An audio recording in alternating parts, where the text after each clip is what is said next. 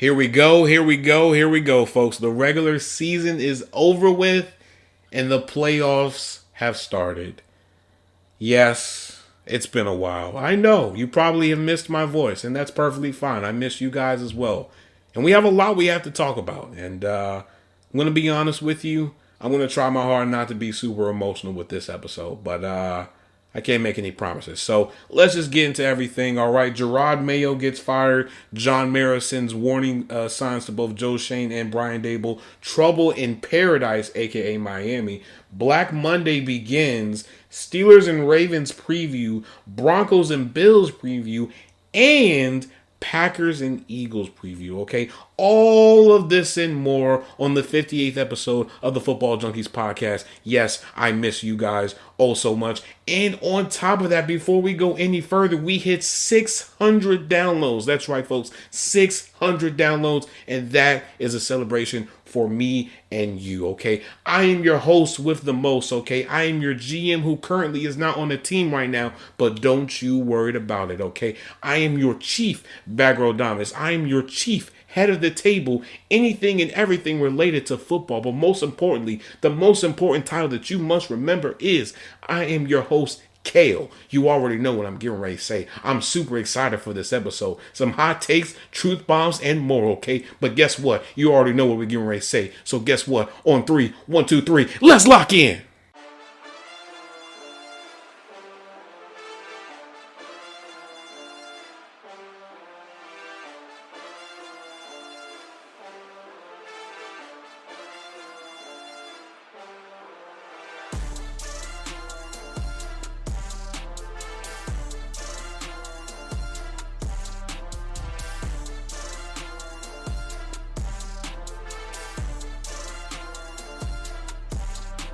All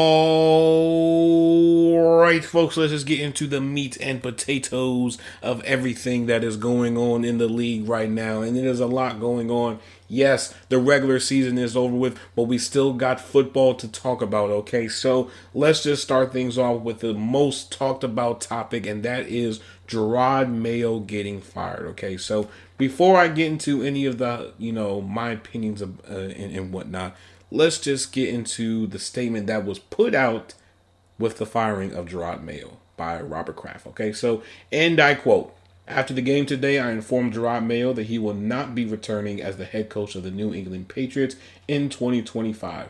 For me, personally, this was one of the hardest decisions I have ever made. I have known Jerrod for 17 years.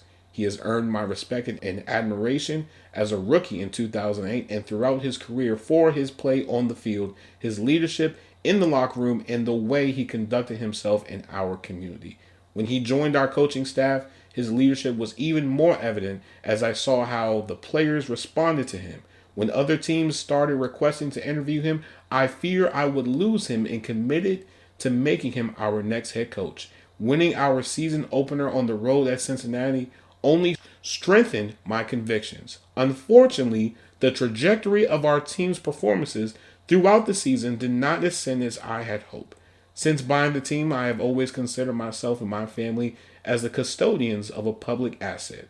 We have tremendous fans who expect and deserve a better product than we have delivered in recent years. I apologize for that. I have given much thought and consideration as to what actions I can take to expedite our return to championship contention and determined this move was the best option at this time. I am grateful for Jerrod's many contributions to the New England Patriots throughout his career and will always be rooting for his success. I appreciate all his hard work and hope the experiences gained will help him in the future, as I still believe he will be a successful head coach in this league. I wish Jerrod and his family nothing but success in the future." End I quote. Now, before I get into any of my opinions and whatnot, let's read another statement that Robert Kraft put out on, what was it, Monday, I think, either Monday or Tuesday of this week after the firing of Jerrod Mayo. So this is what he says, and I quote, "This whole situation is on me. I feel terrible for Jerrod because I put him in an untenable situation. I know that he has all the tools as a head coach to be successful in the league. He just needed more time before taking the job." End I quote. Now, I'm going to try to be as respectful as possible with this situation because Situations like these sort of make my blood boil, and I'm going to explain why. So Jerrod Mayo becomes a head coach for the New England Patriots, right? When he became the head coach, everybody was under the impression that, this was going to be a work in progress. This is going to take multiple years, multiple drafts to really build this team to what it used to be, right? To make this decision is very saddening, and it's very, very disappointing, because you would have thought out of any of the GMs, Robert Kraft would have gave someone like a Jerrod Mayo, someone who has been loyal to the Patriots, both as a player and a coach. He was loyal to the Patriots. And the fact that he turned down other potential coaching jobs with other teams in better situations because you told him that you were going to make him a head coach, that is on you, Robert Kraft. I'm sorry. Because you know why? We have to be honest here, folks. Jerrod inherited a messed up situation, okay? He inherited a team that was not meant to be competitive for a very long time, all right? Outside of every single position, the only person that you can say right now is a franchise player on the New England Patriots is Christian Gonzalez. That's the only person. Everyone else, you can have a fluid conversation about, okay? But the fact that you did not give him time, and you said it in both of your statements, that you did not give him time to really show, definitely says a lot about you when it comes to this decision. Because you know why? It'll be different if this team, had, just maybe one or two holes that just had to be, fixed in both free agency and the draft. Okay, fine, whatever. I'm not going to argue with you about that. But the fact that everyone knew that he was inheriting a bad team, a team that had multiple holes, that need the offensive line to be rebuilt, that need better receivers, that they just needed a whole makeover on both sides of the ball. You knew that. And you went and hired Jerrod Mayo and you made him the head coach.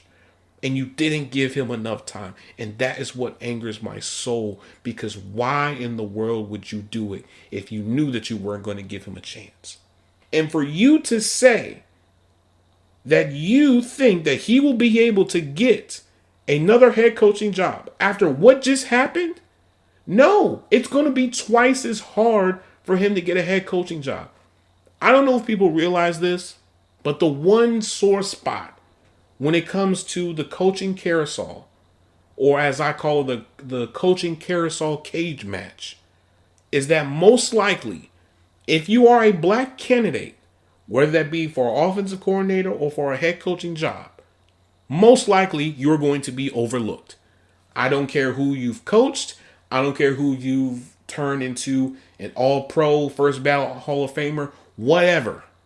You are going to be overlooked. I don't care what credentials you have. I don't care what have you done. You are always going to be overlooked.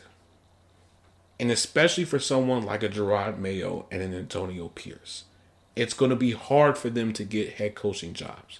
Because you know why?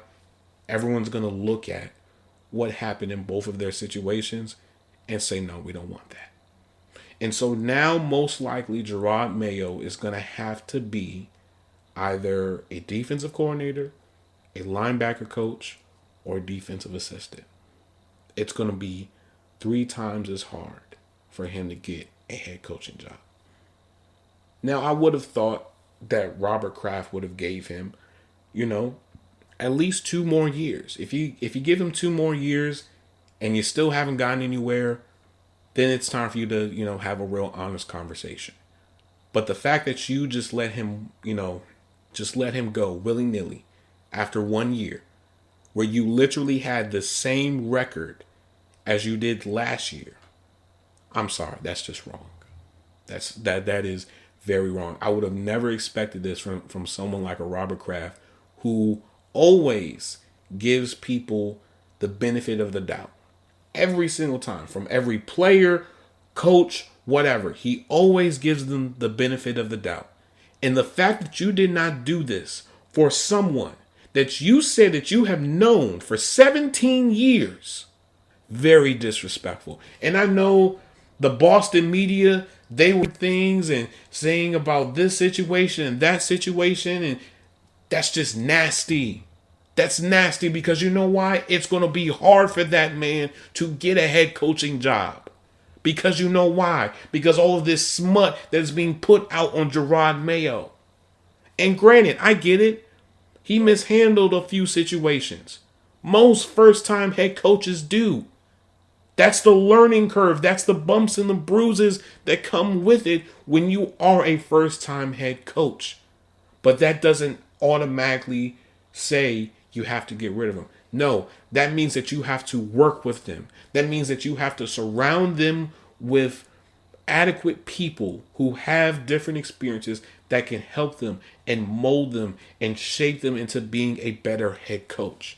Not just kick him out the kick him out the window and just say, thanks, we appreciate you for the moment. That's unacceptable, Robert Kraft. That's unacceptable for the Patriots.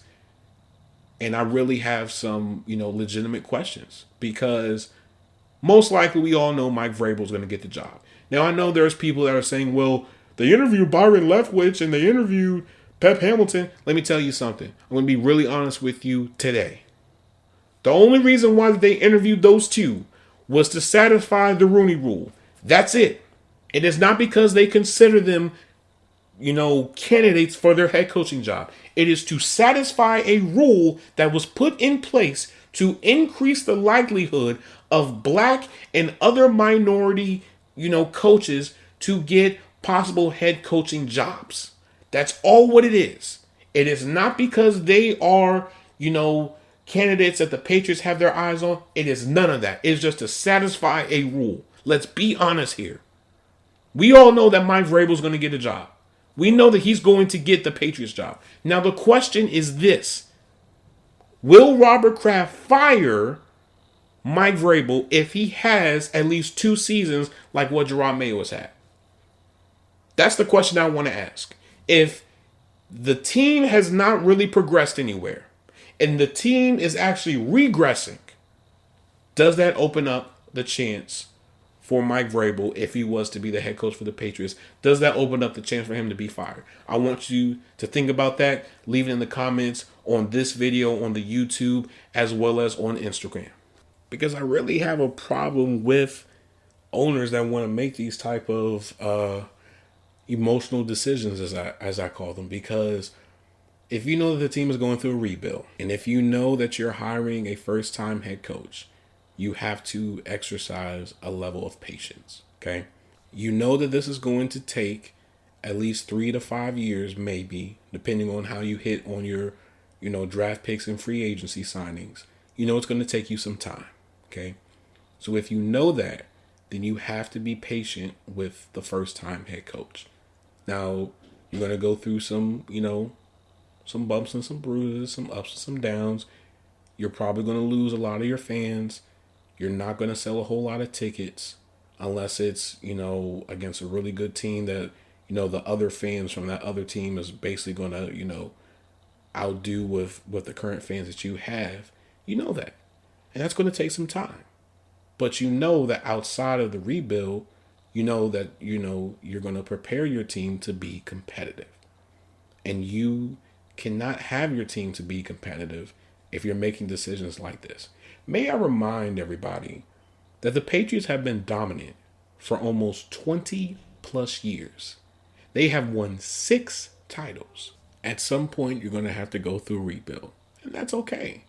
But when you go through the rebuild, that means that you are signing an agreement, an invisible agreement, stating that whatever happens with this rebuild, just know the team is going to be in a better position afterwards, okay? Now, let's move on to another owner and another situation that is also gravitating a whole lot of attention, and that is with the Giants, okay? So, John Mara has basically put out a statement talking about, his reinforced support for both Joe Schoen and Brian Daboll. But he also, let it be known that he is starting to lose patience with the progress of the team. Okay, so this is what he says in that quote.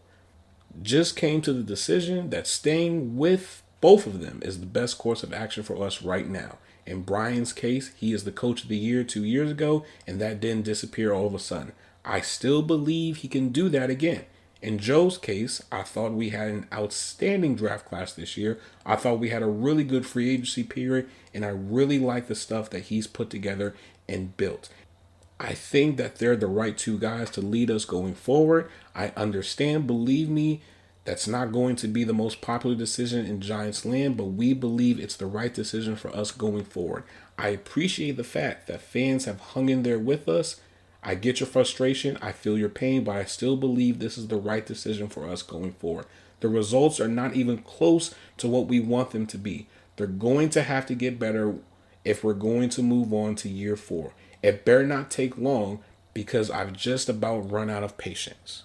End quote. Now, this is what I will say about this situation. This one is a little bit more unique than the Patriots situation because, with them, you can sort of see where the Giants are trying to go, but you do realize that they have hit, another roadblock in their path to greatness, okay? Now, under the Brian Daboll and Joe Schoen, regime, they are 18, 32, and 1, okay? Now, that's probably not a really good record. I definitely get that, but at the same time here, folks, some of this really does fall more on Joe Schoen's shoulders than Brian Daboll's because Brian Daboll wanted to draft a quarterback. Remember, let's look at Hard Knocks again. Brian Daboll wanted a quarterback. Joe Schoen didn't want that. Joe Schoen wanted to stick with Daniel Jones. And eventually what happened? Daniel Jones got released, and now you're basically stuck with, Tommy DeVito and Drew Lock. No disrespect to them, but, you have whiffed on a few major decisions.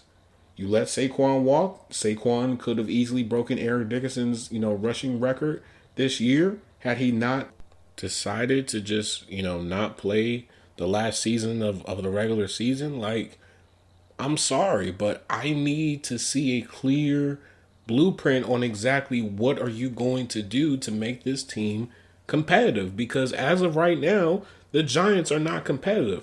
And it also makes things worse because the free agency quarterback class, horrible. The quarterback draft class, horrible. Both of them are horrible. So exactly what are you going to do? Because let's be real here. Last year, they should have drafted their quarterback. You had Drake May, you had Jaden Daniels, you had Caleb Williams. Of course, they wasn't going to get Caleb Williams, but you had Jaden Daniels and you also had Drake May. Okay? And you could have, done something. But right now, Cam Ward, I don't know about that. Shador Sanders, I don't know about that one either. Like, let's be real here. Both of those quarterbacks, you could low-key talk yourself out of drafting both of those quarterbacks. And then if you wanted to take the free agency route, you're going to have to probably give Sam Darnold at least 45 to maybe 50 plus million a year, depending on how the playoffs go with the Vikings. You're going to have to give him a whole lot of money. Are you willing to give him a whole lot of money when we know that they need to go and they need to get, another receiver? They need to, work on the offensive line. They need to do a lot for both sides of the ball. So again, Joe Schoen, what is your illustrious plan? Because as of right now, if I am the owner for the Giants, you would have been gone by now, especially with the Saquon situation. You would have been gone because you allowed him to walk. You didn't even try to fight to try to see if you could get him. He told you where he wanted to be. So that should have let you know, okay, let's try to see if we can find some common ground, come to an agreement, and then try to build this team and make this team better. But instead, you let him walk, and then you said, oh, we can find somebody that can do, just as much as what he's doing. No, you can't. No, you can't. There's not a whole bunch of Saquon Barkleys walking around. I'm just going to be honest with you. And so, Brian Daboll, if I'm him, honestly speaking, I'm throwing Joe Schoen under the bus. 100%, I'm throwing him under the bus. And the reason why I say that is because I was the one who was saying we needed to get Jaden Daniels. I was the one. You didn't want to do it. So guess what? Now that you had your fun messing up the quarterback position, let the real experts do it. and let me pick my guy. Give me that power to do it, not him. Let me make that decision because he messed up on the decision. He whiffed on it. He let the decision actually walk. So now let me do what I have to do, what's best for this team. Otherwise, we're going to continue to go in the same circle of what we're going in. Now let's talk about the trouble that is brewing right now in Miami. Okay, so Tyreek Hill has basically said that he's out. Okay, he threw up the deuces and said, hey, it's been nice. I like Disney World. I like this, sunshine every day, nice warm weather. But I like to win, That's why I came here, because I like to win. And so this is what he said after the game. And I quote, "This is the first time I haven't been in the playoffs. For me, I have to do what's best for me and my family. If that's here or whatever the case may be, I'm going to open that door for myself. I'm opening the door. I'm out. It was great playing here, but hey, I've got to do what's best for my career. I'm too much of a competitor to be just out of here." End quote. Yes, Tyreek Hill wants out. Okay. Man, oh man, did that instantly create a firestorm on Twitter. Okay.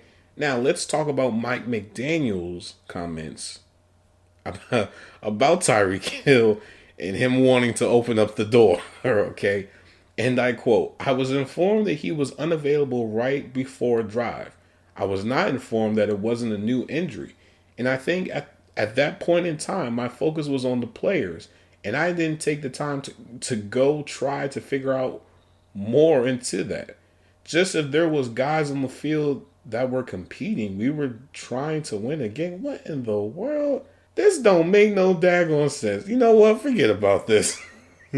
Tyreek Hill's stats for this season. Oh my God. You have to laugh at this, folks. 81 receptions, 959 receiving yards, 6 touchdowns, 11.8 receiving yards per reception. That's pretty bad. By Tyreek Hill standards, that's pretty bad.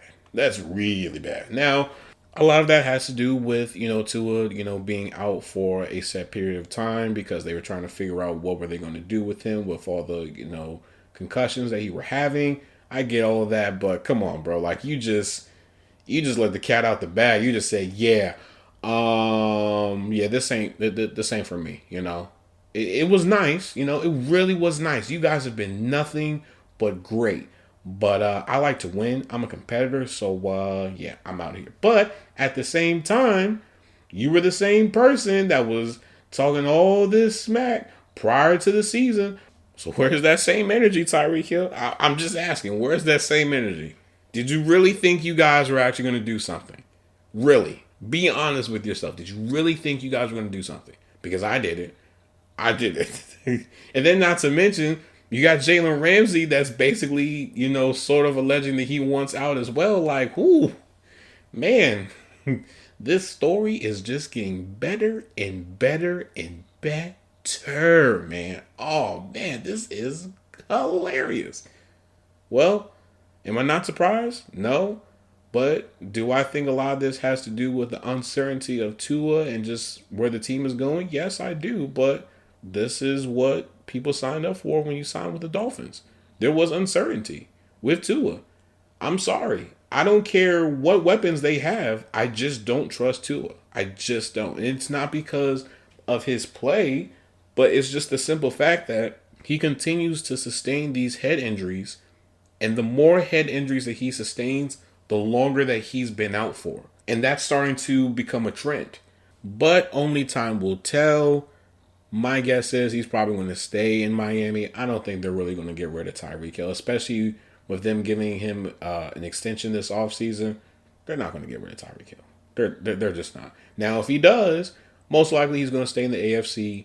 Now, will he go to someone like the Chargers or back to the Chiefs or whomever? There's a possibility because there is a market for Tyreek Hill.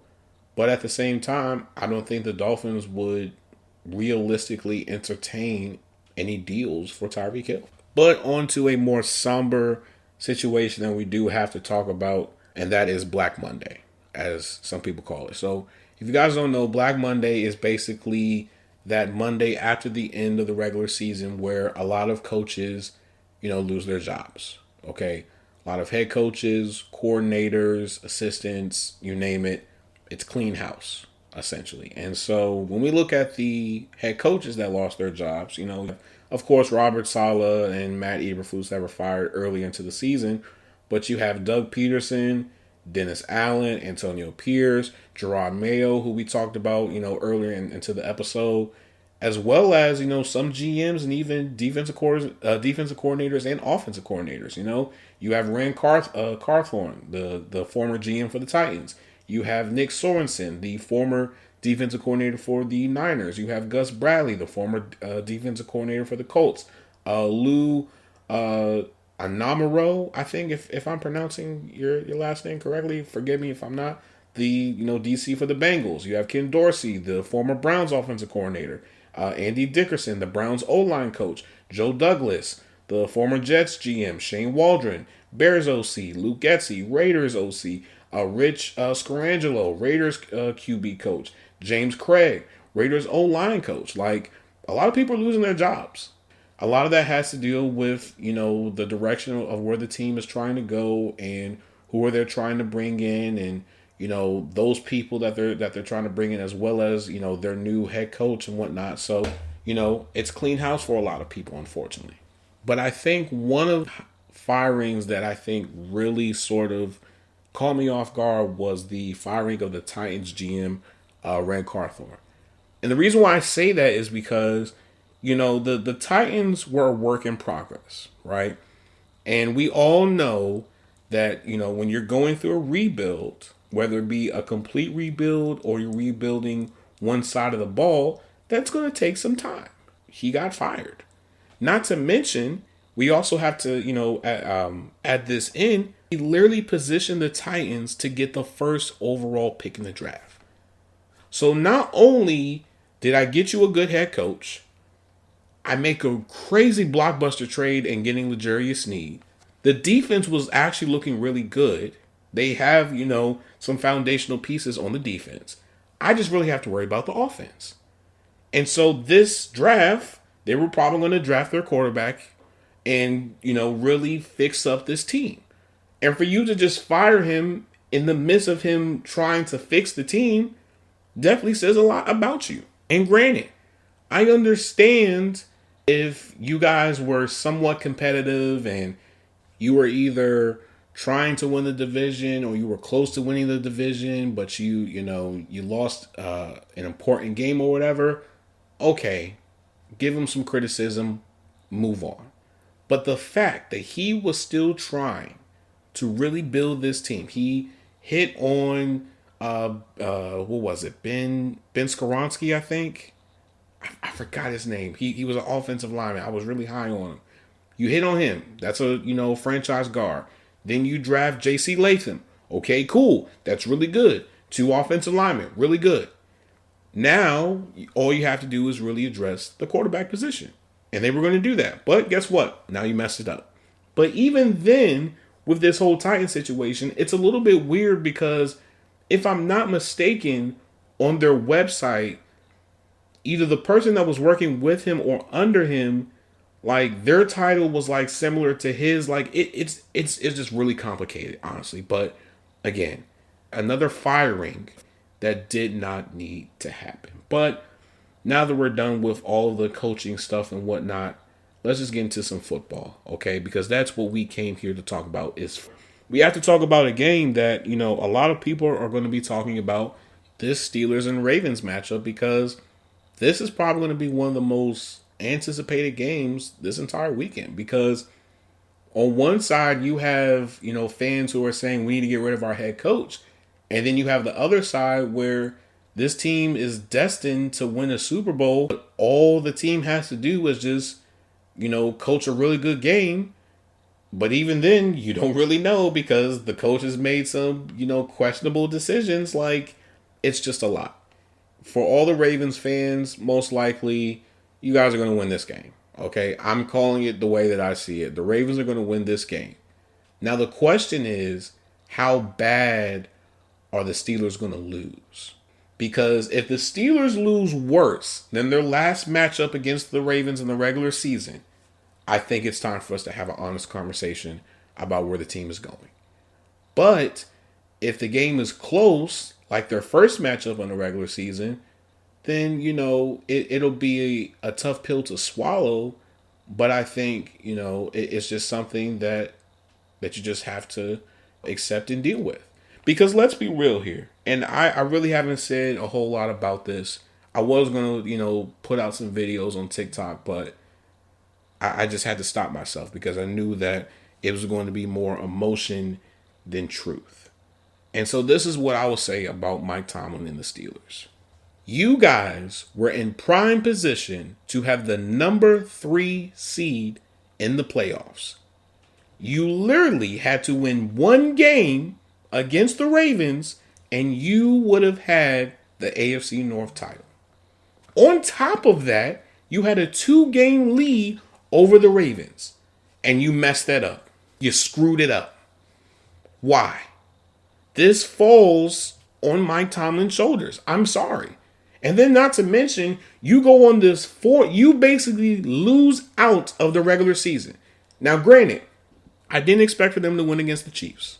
I'm just going to be honest here. I didn't expect for them to win against the Eagles, but it did look like at one point they were going to try to, tie things up in that game. So, I was a little bit on the fence about that game. But the Bengals and the Ravens, those are 2 games that you could have easily won. And the fact that you did not win those 2 games definitely says a lot about where this team is right now. This team continues to go in this carousel of just doing just enough. In the first part of the season, they're playing lights out. They're doing, all these different types of things. They're holding teams under, 20-some points and putting on a good show.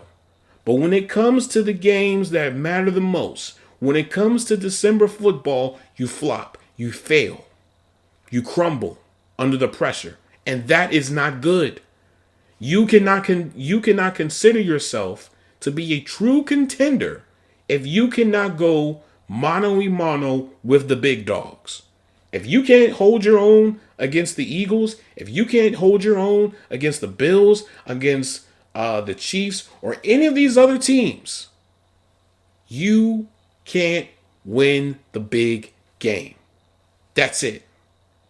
And so I have been continuing to beat on the table and continue to say this. We need to expand the coaching staff because right now, I don't like where things are going with this offense. Right now, this is giving me Matt Canada vibes all over again. It's a very lethargic, very easy to read offense.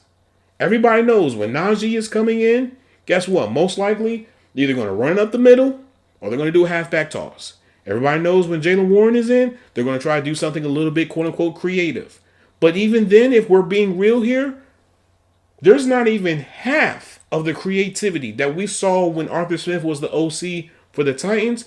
You don't even see half of that over here. Why is that? You have someone like a Justin Fields on your team, and you don't even try to utilize him in a creative way. Why is that? Why? I need somebody to answer that question for me. Please leave it in the comments below of this episode on our Instagram, football_junkies pod. Because right now, I do not like where things are going with this team. We are wasting the prime years of a TJ Watt and Minkah Fitzpatrick and everybody else that we have either acquired via draft or free agency. We are wasting their time. Because why?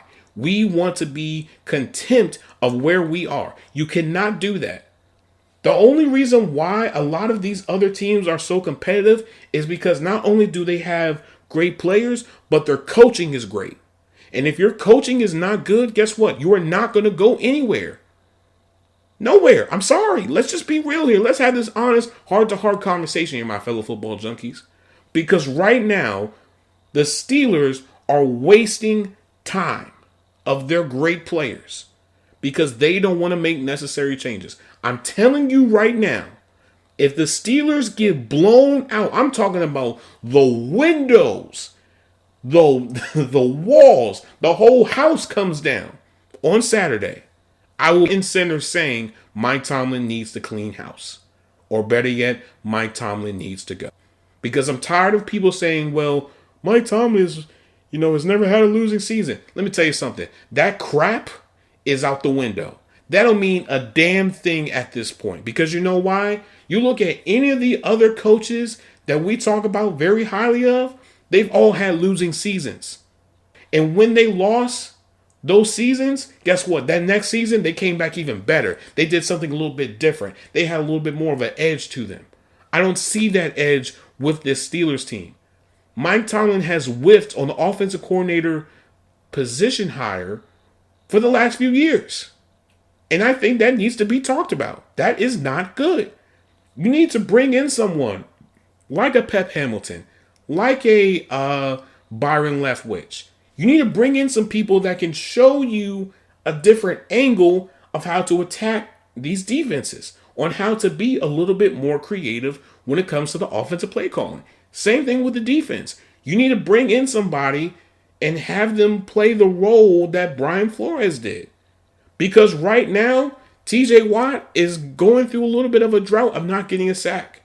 Now, he would have, had, but they took that away because of the penalty, but that's another story for another day. But the fact of the matter is, if we want to be truly competitive, we have to make changes. Not only changes, but we have to make coaching changes. Right now, in my mind, I do not think Russell Wilson will be back. I think based off his play with the final games of the season, he's out of here. Okay? Even if he said he was willing to play for less, I think you just have to move in a different direction, because you are starting to see the same things that we saw when he was with the Broncos, and it's not looking good. I don't care, how he addresses things, when it comes to the press conferences and whatnot. I don't care. We are about winning. If we say that we are a team about championships, then we have to live up to that standard. Because right now, the defense has failed this year. Because you know why? On paper, this is a top 3 defense. But they have not played like a top 5 defense. They haven't even played like a top 10 defense. If we can be real here. Now, normally I wouldn't be as super critical about my Steelers, but I have to be, because you know why? We are failing people. We are failing the prime years of some of our favorite players, because we cannot get our head out of our own ass when it comes to making crucial decisions. Now, I'm going to save the rest of it for when we have our bigger episode when it comes to the offseason, once the season is completely over with. By then, I may be even a little bit more upset or maybe less upset. Who knows? But back to this game, though. I do expect the Ravens to rely more on Derrick Henry, Rashad Bateman, their tight ends, and maybe even Tez Walker. I definitely do. Because we all know Zay was not going to play this game. We know most likely he probably won't be ready until the AFC Championship. That's perfectly fine. But I do believe this team right now is red hot, and they know exactly how they are going to beat the Steelers. They know it. Now, for the Steelers, you have an opportunity to create an upset. But you have to be on your P's and Q's. The offense, you have to come out faster. You have to be able to put points on the board. Otherwise, if you do not do that, as well as control the time of possession, you're going to be in the same situation that you was in the last game, which is basically getting dogged by the Ravens offense by Derrick Henry. Okay? Now, when we look at the Broncos and Bills matchup, I actually like this one because the Broncos have been on a tear lately. I don't know if people realize this, but they really have been on a tear. Not to mention, this is sort of like a coming home game for Von Miller as well, because you're going up against your former team. So there might be a little bit more, emotion involved in this. But I think this is a really good matchup. Me personally, I think the Broncos could upset the Bills. I really could. I'm just being honest here. Bo Nix is playing very well. That defense is playing very well. They are playing with house money. Let's be real here, folks. The Broncos are the team that I think nobody wants to see in the playoffs. Because right now they have nothing to lose. They are a young team, and what Sean Payne and Joseph is doing, phenomenal. Absolutely phenomenal. Now, when we move things over to the Packers and the Eagles, though, things are a little bit more different with them because we have to wait and see what exactly is going to happen with the quarterback position with the Eagles. Because we know that Jalen Hurts is still in concussion protocol. We know that Kenny is still dealing with a rib injury. And we know Tanner McKee, I think, is he injured? Either he's injured or he's not injured. But we just have to see what's going to happen, when it comes to the quarterback. If Jalen Hurts plays, this thing might be a close game. But if not, I do believe the Packers are going to get this win. Now, I do know it's a little bit more difficult for the Packers to win because Christian Watson is out for the season with a torn ACL, and Jair Alexander is also out as well. So it's going to be a little bit tough for them, but I do believe they can hold in and they can try to maybe get a win against the Eagles, but only time will tell. Now, this is what I will say. If the Eagles do lose, I would not be surprised if that head coach is gone. Just saying. I'm just going to leave that there. But if you guys like what you were listening, please like, share, subscribe, turn the notification bell on, download the episodes, leave a 5-star review on anywhere that you listen to the Football Junkies podcast. Now, for my YouTube people, Football Junkies Pod, okay? Football Junkies Pod. Make sure that you like, share, subscribe, turn the notification bell on, leave a comment down below. Let me know your thoughts on the recent firings of Jerrod Mayo and all the other head coaches. Let me know your thoughts, okay? Football Junkies Pod. Now, for my TikTok people, Football Junkies Pod, okay? Football Junkies Pod. Clips. I looked at the clips that I was working on. I really didn't like them, so I just got rid of them, but we'll probably have some clips maybe for this episode. Was I forgetting something? Oh, I was. For the YouTube people, Linktree. You go on the Linktree, it'll take you anywhere and everywhere that we have Football Junkies content, okay? Now, for my Instagram people, Football_Junkies Pod, okay? Football_Junkies Pod. Junkies Pod is now what? It is together, not spaced, okay? It is together, not spaced. As always, I hope I gave you guys the fix that you guys need. I love you guys. I appreciate you guys so much. We are close to 60 episodes. All right. We are close to 60 episodes and we crest over 600 downloads a few days ago. Super excited. I appreciate you guys so much. I love you guys so much from the bottom of my heart. Best believe we are going to hit 1,000 episodes by the end of the regular season next year. Well, actually, no, not next year, but actually this year. Don't worry about it. We're going to hit it this year, okay? Best believe we're going to have a full calendar year of Football Junkies content, okay? Best believe we're going to hit 1,000 downloads, and when we do, might have to have a big celebration about it. I don't know. But as always, I hope I gave you guys the fix that you guys need. I love you guys. I appreciate you guys so much. This is your GM Kale signing out. Peace and love. I'm out.